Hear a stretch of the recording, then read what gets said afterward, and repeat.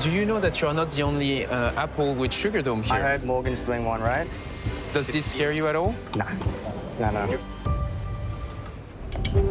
You're good there, Reynold? All good.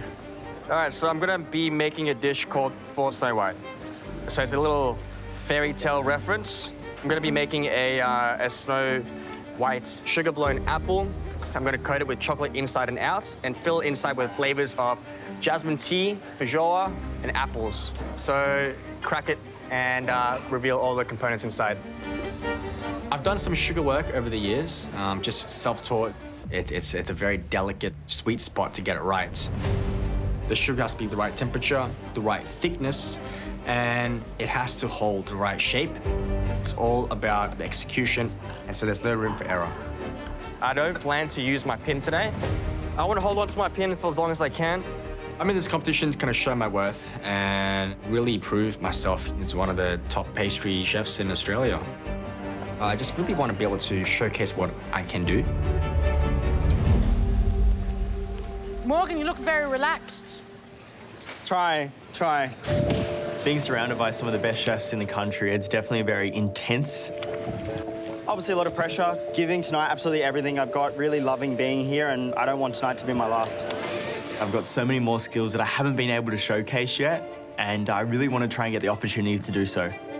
I'm making a blown sugar apple. Then on the inside, it's a caramel cinnamon creme chouboust, green apple sorbet, and then it's got roasted sorrel apples as well. This dish is definitely a play on a classic apple crumble and ice cream, but making a more modern version with a bit of a twist. The two boys are doing the same, apple and apple. My mind's going to blown sugar because it's a technique that I think will be a really cool way to showcase my skills. You're working with sugar that is over 100 degrees. Oh, it's hot. You've got burning hot hands, and then you're really trying to use every single muscle in your arms to stretch that sugar as far as you can. Hey, Morgan. Hello, Chef. How does work? What are you making? I'm currently salinizing my sugar for my blown sugar apple. Okay. Oh, you're making an apple too? I'm making an apple, yes. Is someone else making an apple? Mm-hmm. Beautiful. It's going to be comparing them apples. It's going to be the apple off. Hopefully this can get there. Yeah. Good luck to you. Thanks. Being against someone like Reynold in elimination puts the stakes even higher. I need to make sure I nail it. Tonight's challenge is to cook a dish that's designed to be smashed, and the bottom dish is going to be going home. Tonight I'm making a blown sugar apple, and I really want it to look like a beautiful, shiny green apple on the plate. The two boys are doing the same, apple and apple. A little bit worried about making a similar style of dish against someone like Reynold. Can we watch Reynolds? Why not Morgan? Because I want to watch you. I want this dessert to look unique. I want to create a Snow White apple, a visual representation of a fairy tale. If I can get that sugar work perfect, nice, delicate, and thin, it's going to be out of this world. I'm shaping it, and it's slowly coming together. Oh, I think this one's it. This is it.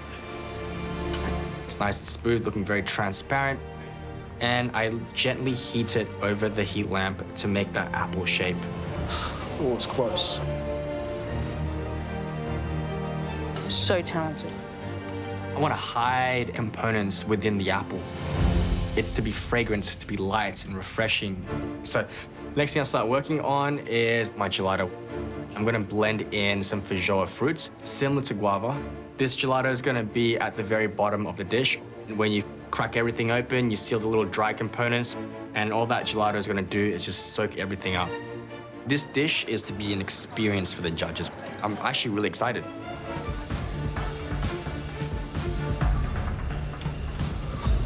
I'm spending a lot of time with that sugar. It's been an hour and he hasn't done anything else. It just makes me nervous. You broke again. I just need to do it again. Just stay focused. The apples are pretty stressful. They're a very, very delicate and fragile procedure, any sugar work is. I'm just worried about time. It creeps up on you and just goes bang, and one mistake can set you behind. I reckon if he pops again, He's lost it. Definitely don't have a lot of wiggle room. I can't afford for this sugar work to take too long.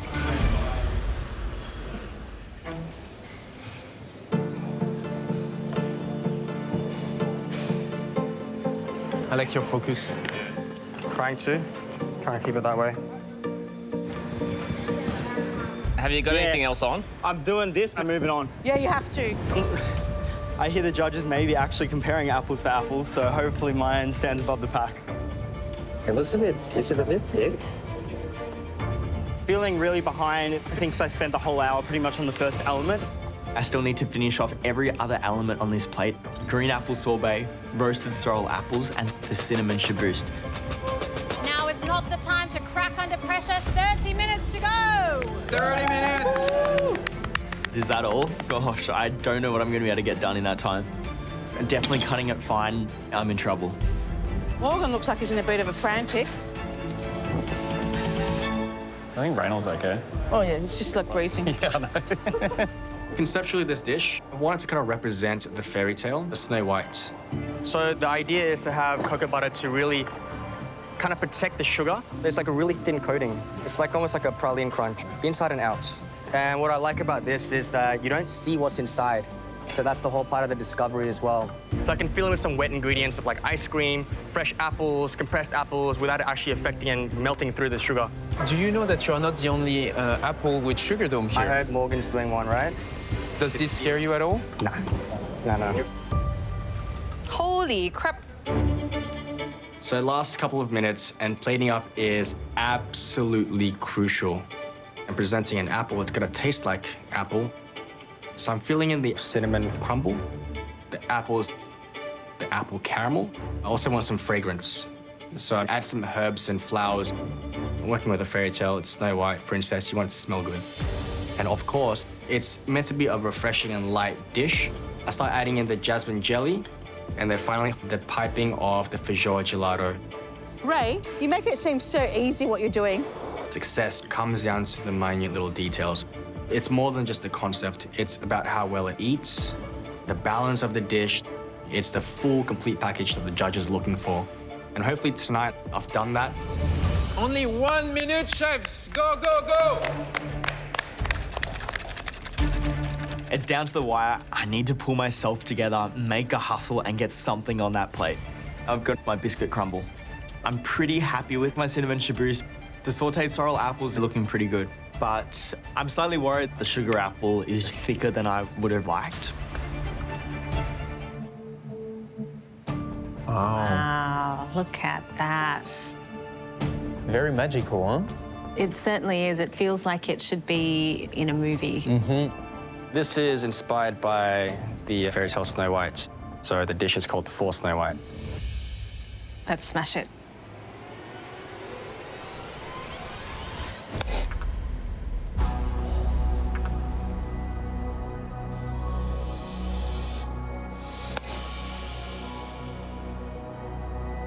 Oh, you cracked it really nice. Oh, it's really pretty. It's like a little window into a world. Yeah, it's a show. So inside we've got cinnamon crumble with mixed apple and feijoa. There's compressed apples, apple caramel, and a feijoa gelato. Thank you. Thank you. You can smell this incredible aroma of so many different herbs. It really does invite you on an extra sensory level to dig in.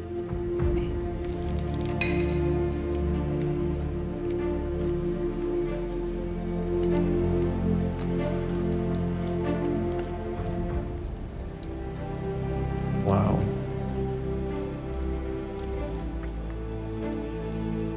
Oh la la. I think he just made you 5% more French.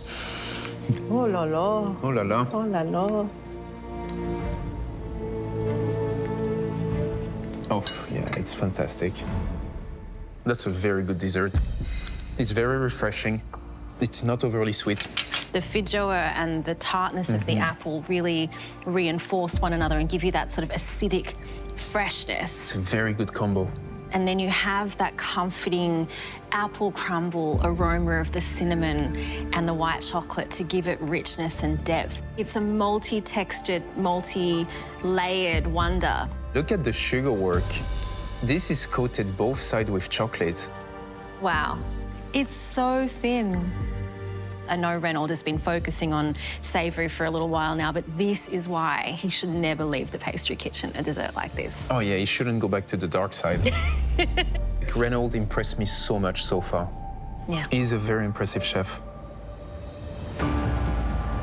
It's obviously a really nervous feeling tonight, walking in with a similar style of dish against someone like Reynold in elimination.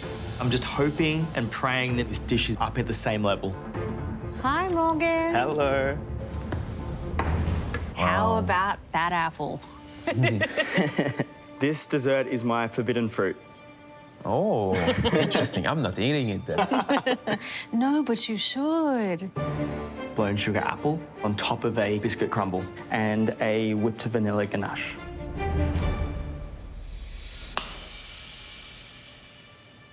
Well, that's a smash. Yeah.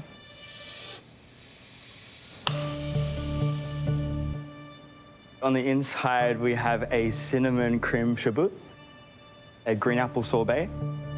Then we have sauteed sorrel apples.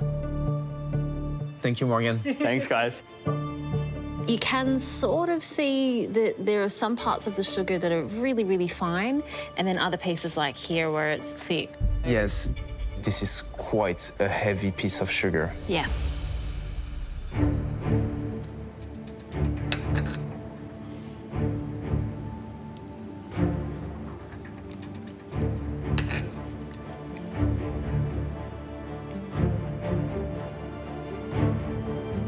What I pick up from this dessert, first and foremost, is that apple cinnamon perfume.